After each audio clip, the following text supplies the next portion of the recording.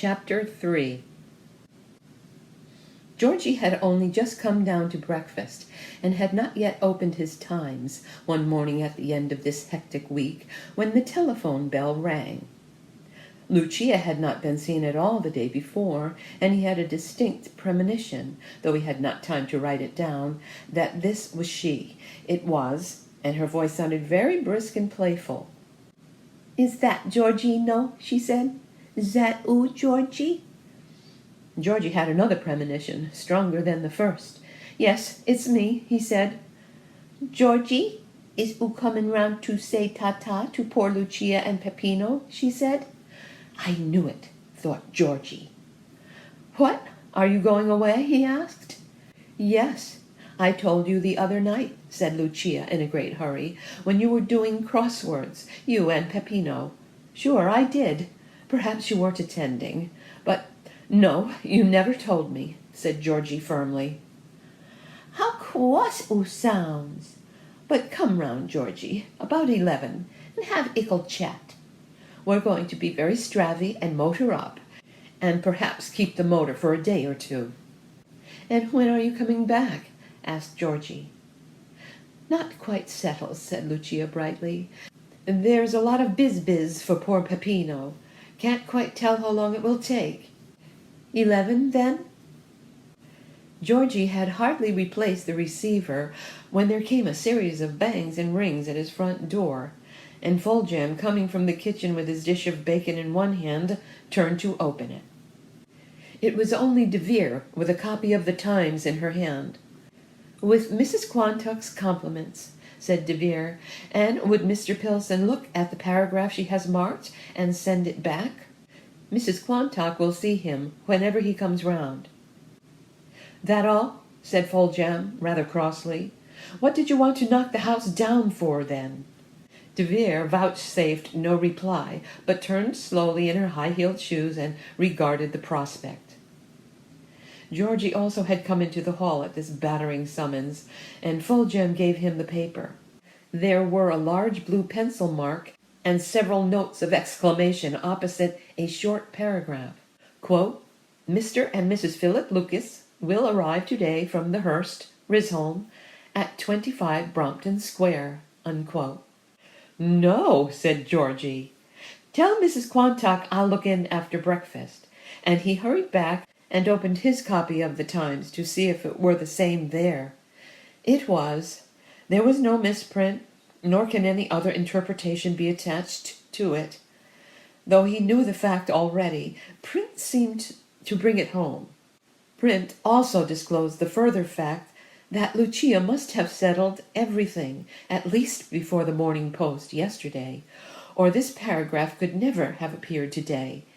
He gobbled up his breakfast, burning his tongue terribly with his tea. "It isn't only deception," said Daisy, the moment he appeared, without even greeting him, for that we knew already. "But it's funk as well. She didn't dare tell us." "She's going to motor up," said Georgie, "starting soon after 11.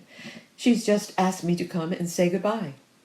"That's more deception, then," said Daisy, "for naturally, having read that, we should have imagined she was going by the afternoon train, and gone round to say goodbye after lunch, and found her gone. If I were you, I shouldn't dream of going to say goodbye to her after this. She's shaking the dust of Rizholm off her London shoes. But we'll have no May Day revels if I've got anything to do with it." "Nor me," said Georgie. "But it's no use being cross with her. Besides, it's so terribly interesting. I shouldn't wonder if she was writing some invitations on the cards you saw." "No, I never saw the cards," said Daisy scrupulously, "only the plate." "It's the same thing. She may be writing invitations now, to post in London." "Go a little before 11, then, and see," said Daisy. "Even if she's not writing them then, there'll be envelopes lying about, perhaps." "Come too," said Georgie. "Certainly not," said Daisy. "If Lucia doesn't choose to tell me she's going away, the only dignified thing to do is to behave as if I knew nothing whatever about it. I'm sure I hope she'll have a very pleasant drive. That's all I can say about it. I take no further interest in her movements. Besides, I'm very busy. I've got to finish weeding my garden, for I've not been able to touch it these last days. And then my planchette arrived this morning, and a Ouija board." "What's that?" said Georgie.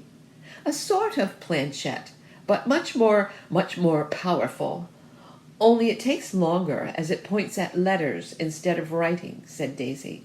"I shall begin with planchette and take it up seriously, because I know I'm very psychic. And there'll be a little time for it now that we shan't be traipsing round all day in ruffs and stomachers over these May Day revels. Perhaps there'll be May Day revels in Brompton Square for a change.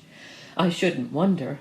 Nothing would surprise me about Lucia now, and it's my opinion we shall get on very well without her." Georgie felt he must stick up for her. She was catching it so frightfully hot all round. "After all, it isn't criminal to spend a few weeks in London," he observed. "Whoever said it was?" said Daisy. "I'm all for everybody doing exactly as they like. I just shrug my shoulders." She heaved up her round little shoulders with an effort. "Georgie, how do you think she'll begin up there?" she said. "There's that cousin of hers with whom she stayed sometimes, Aggie Sandeman, and then of course there's Olga Bracely. Will she just pick up acquaintances and pick up more from them, like one of those charity snowballs? Will she be presented? Not that I take the slightest interest in it." Georgie looked at his watch and rose. "I do," he said. "I'm thrilled about it. I expect she'll manage. After all, we none of us wanted to have May Day revels last year, but she got us to. She's got drive." "I should call it push," said Daisy. "Come back and tell me exactly what's happened." "Any message?" asked Georgie. "Certainly not," said Daisy again, and began untying the string of the parcel that held the instruments of divination. Georgie went quickly down the road, for he saw Lucia's motor already at the door, and up the paved walk that led past the sundial, round which was the circular flower border known as Perdita's border, for it contained only the flowers that Perdita gathered. Today it was all abloom with daffodils and violets and primroses, and it was strange to think that Lucia would not go gassing on about Perdita's border as she always did at this time of the year, but would have to be content with whatever flowers there happened to be in Brompton Square, a few sooty crocuses perhaps, and a periwinkle. She was waiting for him, kissed her hand through the window, and opened the door. "Now for a little chat," she said, adjusting a very smart hat, which Georgie was sure he had never seen before. There was no trace of mourning about it. It looked in the highest spirits. So too did Lucia. "Sit down, Georgie," she said, "and cheer me up. Poor Lucia feels ever so sad at going away." "It is rather sudden," he said. "Nobody dreamed you were off today, at least until they saw the Times this morning." Lucia gave a little sigh. "I know," she said, "but Peppino thought that was the best plan. He said that if Rizholm knew when I was going, you'd all have had little dinners and lunches for us, and I should have been completely worn out with your kindness and hospitality, and there was so much to do, and we weren't feeling much like gaiety. Seen anybody this morning? Any news?" "I saw Daisy," said Georgie. "And told her?" "No, it was she who saw it in the Times first, and sent it round to me," said Georgie. "She's got a Ouija board, by the way. It came this morning." "Oh, that's nice," said Lucia. "I shall think of Rizholm as being ever so busy. And everybody must come up and stay with me, and you first of all. When will you be able to come?" "Whenever you ask me," said Georgie. "Then you must give me a day or two to settle down, and I'll write to you. You'll be popping across every moment of the day to see Olga." "She's in Paris," said Georgie. "No, what a disappointment. I had already written her a card, asking her to dine with us day after tomorrow, which I was taking up to London to post there." "She may be back by then," said Georgie. Lucia rose and went to her writing table, on which, as Georgie was thrilled to observe, was a whole pile of stamped and directed envelopes. "I think I won't chance it," said Lucia, "for I had enclosed another card for Signor Cortesi, which I wanted her to forward, asking him for the same night. He composed Lucrezia, you know, which I see is coming out in London in the first week of the opera season, with her, of course, in the name part. But it will be safer to ask them when I know she is back." Georgie longed to know to whom all the other invitations were addressed. He saw that the top one was directed to an MP, and guessed that it was for the member of the Rizholm district who had lunched at the hearse during the last election. "And what are you going to do tonight?" he asked. "Dining with dear Aggie Sandeman. I threw myself on her mercy, for the servants won't have settled in, and I hoped we should have just a little quiet evening with her. But it seems that she's got a large dinner party on. Not what I should have chosen, but there's no help for it now. Oh, Georgie, to think of you and dear old quiet Rizholm, and poor Peppino and me gabbling and gobbling at a huge dinner party." She looked wistfully round the room. "Goodbye, dear music room," she said, kissing her hands in all directions. "How glad I shall be to get back. Oh, Georgie, your manual on auction bridge got packed by mistake. So sorry. I'll send it back. Come in and play the piano sometimes, and then it won't feel lonely. We must be off, or Peppino will get fussing. Say goodbye to everyone for us, and explain. And Perdita's boarder. Will sweet Perdita forgive me for leaving all her lovely flowers and running away to London? After all, Georgie, Shakespeare wrote The Winter's Tale in London, did he not? Lovely daffies and violets dim. Let me give you ickle violet, Georgie, to remind you of poor Lucia tramping about in long, unlovely streets, as Tennyson said." Lucia, so Georgie felt, wanted no more comments or questions about her departure, and went on drivelling like this till she was safely in the motor. She had expected Peppino to be waiting for her and beginning to fuss, but so far from his fussing he was not there at all, so she got in a fuss instead. "Giorgino, will you run back and shout for Peppino?" she said. "We shall be so late. And tell him that I am sitting in the motor waiting. Ah, there he is. Peppino, where have you been? Do get in and let us start, for there are Piggy and Goosey running across the green, and we shall never get off if we have to begin kissing everybody. Give them my love, Georgie, and say how sorry we were just to miss them. Shut the door quickly, Peppino, and tell him to drive on." The motor purred and started. Lucia was gone. She had a bad conscience, too, thought Georgie, as Piggy and Goosey gambled up, rather out of breath and pretty playful cries. And I'm sure I don't wonder. The news that she had gone, of course, now spread rapidly, and by lunchtime Rizholm had made up its mind what to do, and that was hermetically to close its lips forever on the subject of Lucia. You might think what you pleased, for it was a free country, but silence was best. But this counsel of perfection was not easy to practice next day when the evening paper came. There, for all the world to read, were 2 quite long paragraphs in 5 o'clock chit-chat, over the renowned signature of Hermione, entirely about Lucia and 25 Brompton Square, and there for all the world to see was the reproduction of one of her most elegant photographs, in which she gazed dreamily outwards and a little upwards, with her fingers still pressed on the last chord of, probably, the Moonlight Sonata. She had come up, so Hermione told countless readers, from her Elizabethan county seat at Rizholm, where she was a neighbor of Miss Olga Bracely, and was settling for the season in the beautiful little house in Brompton Square, which was the freehold property of her husband, and had just come to him on the death of his aunt. It was a veritable treasure house of exquisite furniture, with a charming music room where Lucia had given Hermione a cup of tea from her marvelous Worcester tea service. At this point Daisy, whose hands were trembling with passion, exclaimed in a loud and injured voice, the very day she arrived. Mrs. Lucas, one of the Warwickshire Smiths by birth, was, as all the world knew, a most accomplished musician and Shakespearean scholar, and had made Rizholm a center of culture and art. But nobody would suspect the blue stocking and the brilliant, beautiful, and witty hostess whose presence would lend an added gaiety to the London season. Daisy was beginning to feel physically unwell. She hurried over the few remaining lines, and then ejaculating, "Witty!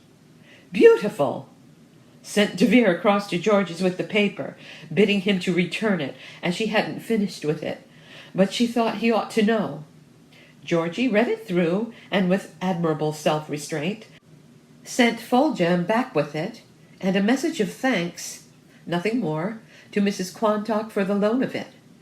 Daisy, by this time, feeling better, memorized the whole of it. Life, under the new conditions, was not easy, for a mere glance at the paper might send any true Rizholmite into a paroxysm of chattering rage or a deep disgusted melancholy. The Times again recorded the fact that Mr. and Mrs. Philip Lucas had arrived at 25 Brompton Square.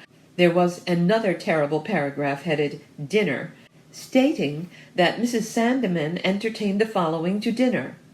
There was an ambassador, a marquis, a countess, dowager, 2 viscounts with wives, a baronet, a quantity of honorables and knights, and Mr. and Mrs. Philip Lucas. Every single person except Mr. and Mrs. Philip Lucas had a title. The list was too much for Mrs. Boucher, who, reading it at breakfast, suddenly exclaimed, "I didn't think it of them, and it's a poor consolation to know that they must have gone in last." Then she hermetically sealed her lips again on this painful subject, and when she had finished her breakfast, her appetite had quite gone, she looked up every member of that degrading party in Colonel Boucher's Who's Who. The announcement that Mr. and Mrs. Philip Lucas had arrived at 25 Brompton Square was repeated once more, in case anybody had missed it. Rizholm had not. And Robert Quantock observed that at this rate the £3,000 a year would soon be gone, with nothing to show for it except a few press cuttings. That was very clever and very withering, but anyone could be withering over such a subject. It roused, it is true, a faint and unexpressed hope that the arrival of Lucia in London had not spontaneously produced the desired effect, or why should she cause it to be repeated so often? But that brought no real comfort, and a few days afterwards there fell a further staggering blow. There was a court, and Mrs. Agnes Sandeman presented Mrs. Philip Lucas. Worse yet, her gown was minutely described, and her ornaments were diamonds and pearls. The vow of silence could no longer be observed. Human nature was human nature, and Rizholm would have burst unless it had spoken. Georgie, sitting in his little back parlor overlooking the garden and lost in exasperated meditation, was roused by his name being loudly called from Daisy's garden next door, and, looking out, saw the unprecedented sight of Mrs. Boucher's bath chair planted on Daisy's lawn. She must have come in along the gravel path by the back door, he thought to himself. I shouldn't have thought it was wide enough. He looked to see if his tie was straight, and then leaned out to answer. "Georgie, come round a minute," called Daisy. "Have you seen it?" "Yes," said Georgie, "I have, and I'll come." Mrs. Boucher was talking in her loud, emphatic voice when he arrived. "As for pearls," she said, "I can't say anything about them, not having seen them. But as for diamonds, the only diamonds she ever had was 2 or 3 little chips in the back of her wristwatch. That I'll swear to." The 2 ladies took no notice of him. Daisy referred to the description of Lucia's dress again. "I believe it was her last dinner gown, with a train added," she said. "It was a sort of brocade. Yes, and plush is a sort of velvet, said Mrs. Boucher. I've a good mind to write to the Times and say they're mistaken. Brocade. Bunkum. It's pushing and shoving instead of diamonds and pearls. But I've had my say, and that's all. I shouldn't a bit wonder if we saw that the King and Queen had gone to lunch quite quietly at Brompton Square. That's all very well, said Daisy, but what are we to do? Do, said Mrs. Boucher. There's plenty to do in Rizholm, isn't there? I'm sure I never suffered from lack of employment. And I should be sorry to think that I had less interest now than I had before last Wednesday week. Wednesday? Or was it Thursday when they slipped away like that? Whichever it was, it makes no difference to me. And if you're both disengaged this evening, you and Mr. Georgie, the Colonel and I would be very glad if you would come and take your bit of dinner with us. And Mr. Quantock too, of course. But as for diamonds and pearls, well, let's leave that alone. I shall wear my emerald tiara tonight and my ruby necklace. My sapphires have gone to be cleaned. But though Rizholm was justifiably incensed over Lucia's worldliness and all this pushing and shoving and this self-advertising publicity, it had seldom been so wildly interested. Also, after the first pangs of shame had lost their fierceness, a very different sort of emotion began to soothe the wounded hearts. It was possible to see Lucia in another light. She had stepped straight from the sheltered and cultured life of Rizholm into the great, busy, feverish world, and already she was making her splendid mark there. Though it might have been she who had told Hermione what to say in those fashionable paragraphs of hers, and those who knew Lucia best were surely best competent to form such conclusions about that. Still, Hermione had said it, and the public now knew how witty and beautiful Lucia was, and what a wonderful house she had. Then, on the very night of her arrival, she had been a guest at an obviously superb dinner party, and had since been presented at court. All this, to look at it fairly, reflected glory on Rizholm. And if it was impossible in one mood not to be ashamed of her, it was even more impossible in other moods not to be proud of her. She had come, and almost before she had seen, she was conquering. She could be viewed as a sort of ambassadress, and her conquests in that light were Rizholm's conquests. But pride did not oust shame, nor shame pride, and shuddering anticipations as to what new enormity the daily papers might reveal were mingled with secret and delighted conjectures as to what Rizholm's next triumph would be. It was not till the day after her presentation that any news came to Rizholm direct from the ambassadress's headquarters. Every day Georgie had been expecting to hear, and in anticipation of her summons to come up and stay in the bedroom with the bathroom and sitting-room attached, had been carefully through his wardrobe, and was satisfied that he would present a creditable appearance. His small portmanteau, Foljambe declared, would be ample enough to hold all that he wanted, including the suit with the Oxford trousers and his cloth-topped boots. When the long-expected letter came, he therefore felt prepared to start that very afternoon, and tore it open with the most eager haste, and propped it against his teapot. Giorgino mio, such a whirl ever since we left that I haven't had a moment. But tonight, oh, such a relief! Peppino and I have dined alone, quite à la Rizholm, and for the first time I have had half an hour's quiet practice in my music-room, and now sit down to write to you. You'd have scolded me if you'd heard me play, so stiff and rusty have I become. Well, now for my little chronicles. The very first evening we were here, we went out to a big dinner at dearest Aggie's. Some interesting people. I enjoyed a pleasant talk with the Italian ambassador, and called on them the day after, but I had no long conversation with anyone, for Aggie kept bringing up fresh people to introduce me to, and your poor Lucia got quite confused with so many, till Peppino and I sorted them out afterwards. Everyone seemed to have heard of our coming up to town, And I assure you that ever since, the tiresome telephone has been a perfect nuisance, though all so kind. Would we go to lunch one day, or would we go to dinner another, and there was a private view here, and a little music in the afternoon there? I assure you I have never been so petted and made so much of. We have done a little entertaining, too, already. Just a few old friends, like our Member of Parliament, Mr. Garraby Ashton. She met him once, thought Georgie in parentheses.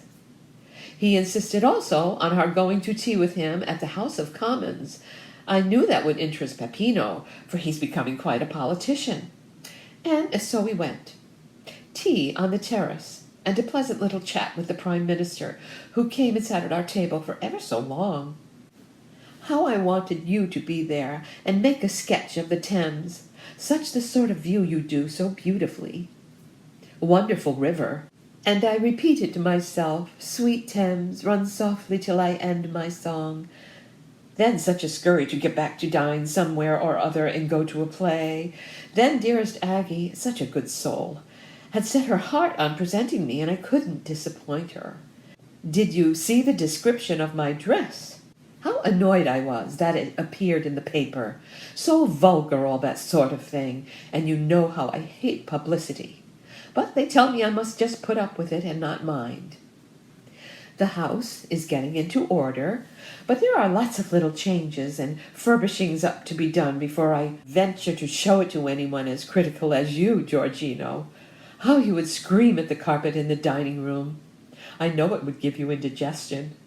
But when I get the house straight, I shall insist on your coming, whatever your engagements are, and staying a long, long time. We will fix a date when I come down for some weekend. Your beloved Olga is back, but I haven't seen her yet. I asked Signor Cortesi to dine and meet her one night, and I asked her to meet him. I thought that would make a pleasant little party, but they were both engaged. I hope they have not quarreled. Her house, just opposite mine, looks very tiny, but I dare say it is quite large enough for her and her husband.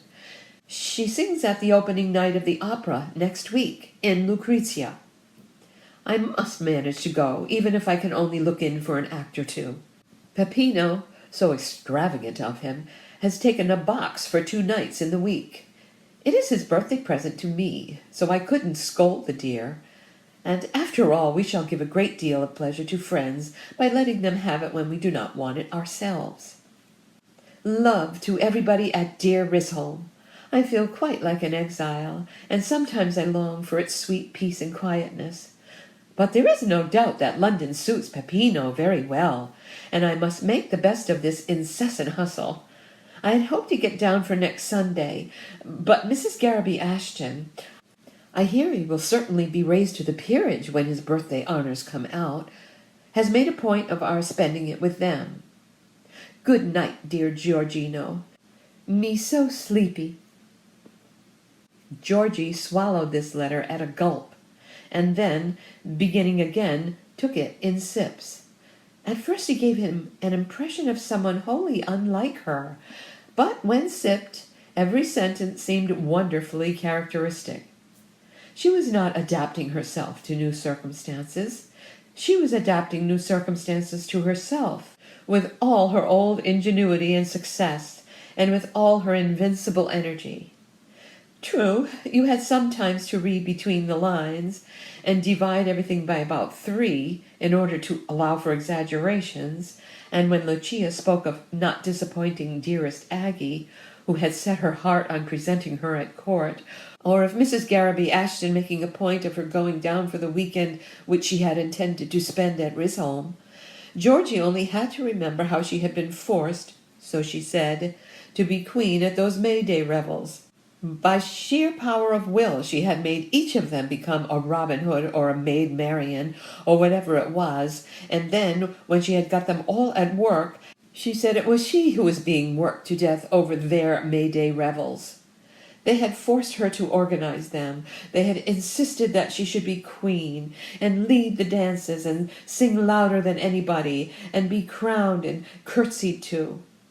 They had been wax in her hands, And now, in new circumstances, Georgie felt sure that dearest Aggie had been positively forced to present her, and no doubt Mrs. Garraby Ashton, cornered on that terrace of the House of Commons, while sweet Thames flowed softly, had had no choice but to ask her down for Sunday. Willpower, indomitable perseverance now, as always, was getting her just precisely what she had wanted. By it she had become Queen of Rizholm, and by it she was firmly climbing away in London. And already she was saying that everybody was insisting on her dining and lunching with them, whereas it was her moral force that made them powerless in her grip. Rizholm she had no use for now. She was busy with something else. She did not care to be bothered with Georgie, and so she said it was the dining-room carpet. "Very well," said Georgie bitterly, "and if she doesn't want me, I won't want her. So that's that." He briskly put the letter away, and began to consider what he should do with himself all day. It was warm enough to sit out and paint. In fact, he had already begun a sketch of the front of his house from the green opposite. There was his piano, if he settled to have a morning of music. There was the paper to read. There was news to collect. There was Daisy Quantock next door, who would be delighted to have a sitting with the planchette, which was really beginning to write whole words instead of making meaningless dashes and scribbles. And yet none of these things, which, together with plenty of conversation and a little housekeeping and manicuring, had long made life such a busy and strenuous performance, seemed to offer an adequate stimulus. And he knew well enough what rendered them devoid of tonic. It was that Lucia was not here, and however much he told himself he did not want her, he, like all the rest of Rizholm, was beginning to miss her dreadfully. She aggravated and exasperated them. She was a hypocrite, all that pretense of not having read the Mozart duet, and desolation at Auntie's death. A poseuse, a sham, and a snob, but there was something about her that stirred you into violent, though protesting activity. And though she might infuriate you, she prevented your being dull. Georgie enjoyed painting, but he knew that the fact that he would show his sketch to Lucia gave spice to his enjoyment, and that she, though knowing no more about it than a rhinoceros, would hold it at arm's length, with her head a little on one side and her eyes slightly closed, and say, "Yes, Georgie, very nice, very nice. But have you got the value of your middle distance quite right? And a little more depth in your distance, don't you think?" Or if he played his piano, he knew that what inspired his nimbleness would be the prospect of playing his piece to her. And if he was practicing on the sly, a duet for performance with her, the knowledge that he was stealing a march on her, and would astonish her, though she might suspect the cause of his facility. And as for conversation, it was useless to deny that conversation languished in Rizholm if the subject of Lucia, her feats, and her frailties was tabooed. "We've got to pull ourselves together," thought Georgie, "and start again. We must get going and learn to do without her, as she's getting on so nicely without us. I shall go and see how the planchette is progressing." Daisy was already at it, and the pencil was getting up steam. A day or two ago it had written not once only, but many times, a strange sort of hieroglyphic, which might easily be interpreted to be the mystic word Abfu. Daisy had therefore settled, what could be more obvious, that the name of the control who guided these strange gyrations was Abfu, which sounded very Egyptian and antique. Therefore, she powerfully reasoned, the scribbles which could not be made to fit any known configuration of English letters might easily be Arabic. Why Abfu should write his name in English characters and his communications in Arabic was not Daisy's concern, for who knew what were the conditions on the other side? A sheet was finished just as Georgie came in, and though it presented nothing but Arabic script, the movements of the planchette had been so swift and eager that Daisy quite forgot to ask if there was any news. Abfu is getting in more direct touch with me every time I sit, said Daisy. I feel sure we shall have something of great importance before long. Put your hand on the planchette too, Georgie, for I have always believed that you have mediumistic powers. Concentrate first. That means you must put everything else out of your head. Let us sit for a minute or two with our eyes shut. Breathe deeply. Relax. Sometimes slight hypnosis comes on, so the book says, which means you get very drowsy.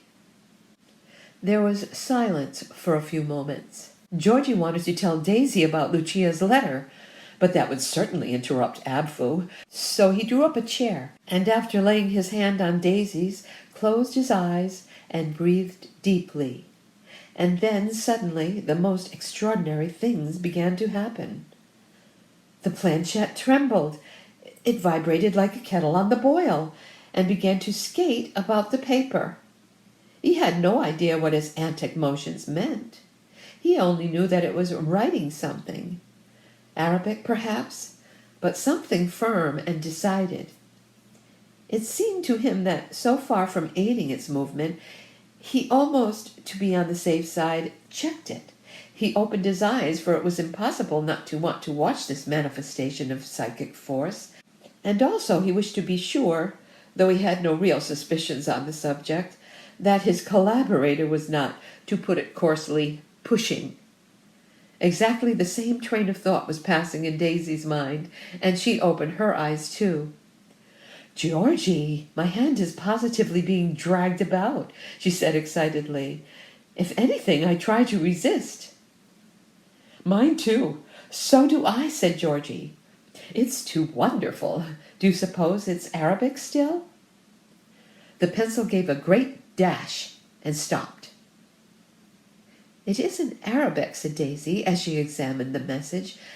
"At least, there's heaps of English, too." "No," said Georgie, putting on his spectacles in his excitement, and not caring whether Daisy knew he wore them or not. "I can see it looks like English, but what a difficult handwriting. Look, that's Abfu, isn't it? And that is Abfu again there."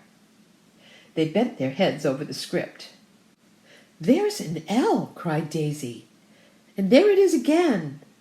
And then there's L from L. And then there's dead, repeated twice. It can't mean that Abfu is dead, because this is positive proof that he's alive. And then I can see mouse." "Where?" said Georgie eagerly. "And what would dead mouse mean?" "There," said Daisy, pointing. "No, it isn't dead mouse. It's dead, and then a lot of Arabic, and then mouse." "I don't believe it is mouse," said Georgie, "though of course you know Abfu's handwriting much better than I do. It looks to me far more like museum." "Perhaps he wants me to send all the Arabic he's written up to the British Museum," said Daisy with a flash of genius, "so that they can